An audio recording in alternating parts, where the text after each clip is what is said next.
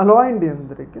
రీసెంట్గా మన Indian air force ఒక భారీ డీల్ని మన రక్షణ శాఖ ముందు ఉంచడం జరిగింది. ఆ భారీ డీల్ ఏంటంటే దాదాపు 114 రఫేల్ జెట్స్ కావాలి అని చెప్పేసి నిర్ణయం తీసుకున్నారు.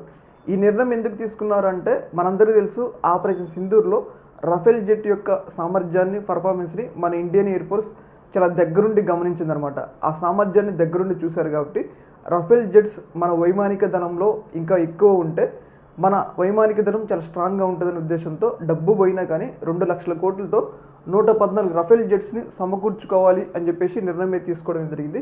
ఈ నిర్ణయంలో భాగంగా త్వరలో డీల్ సైన్ అవుతుంది అని చెప్పేసి మనకి తెలుస్తూ ఉంది. దీనిలో కొన్ని కండిషన్లు పెట్టారు. అంటే దాదాపు అన్ని విమానాలు అయితే ఈ 114 యుద్ధ విమానాలు కూడా మన దేశంలోనే తయారు కావాలి. పైగా మన దేశానికి సంబంధించిన 60% కాంపోనెంట్స్ వాడాలి. ఇలా వాడటం వల్ల ఏంటి అంటే పూర్తిగా ఫ్రాన్స్ మీద ఆధారపడకుండా రేపు ఏమైనా ఇబ్బంది వస్తే మనం కూడా సొంతగా తయారు చేసుకునేందుకైతే ఈ నిర్ణయం మన భారత ప్రభుత్వం తీసుకుంది, ఈ కండిషన్లు పెట్టిందని చెప్పేసి మనకైతే తెలుస్తూ ఉంది. ఏదేమైనా కానీ ప్రపంచ చరిత్రలో అతిపెద్ద డీల్ అనమాట. ఇప్పటివరకు కూడా 2 లక్షల కోట్లతో ఎవరూ కూడా డీల్ చేసుకోలేదు. అతిపెద్ద డీల్ అనమాట.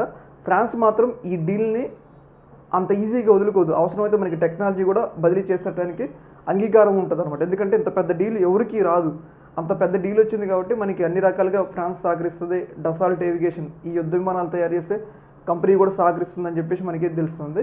ముఖ్యంగా మనం F-35 అలాగే SU రష్యాకి సంబంధించిన SU-57 వైపు ఎందుకు వెళ్ళలేదంటే ఆ టెక్నాలజీలు ఇప్పుడు అమెరికాని నమ్ముకుంటే అమెరికా ఇప్పుడు మనకి వెన్నుపోటు పొడుస్తుందో తెలియదు.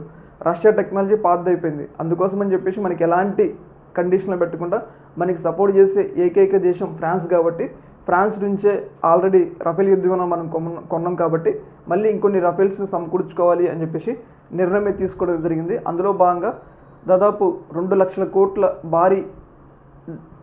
భారీ డబ్బుతో ఈ 114 జెట్స్ సమకూర్చుకోవాలని చెప్పేసి నిర్ణయం తీసుకోవడం జరిగింది. రఫేల్ ఆల్రెడీ పోయింది కాబట్టి మన వాళ్ళు వేరే ఫైటర్ జెట్ని టెస్ట్ చేయాలి అనుకోలేదన్నమాట.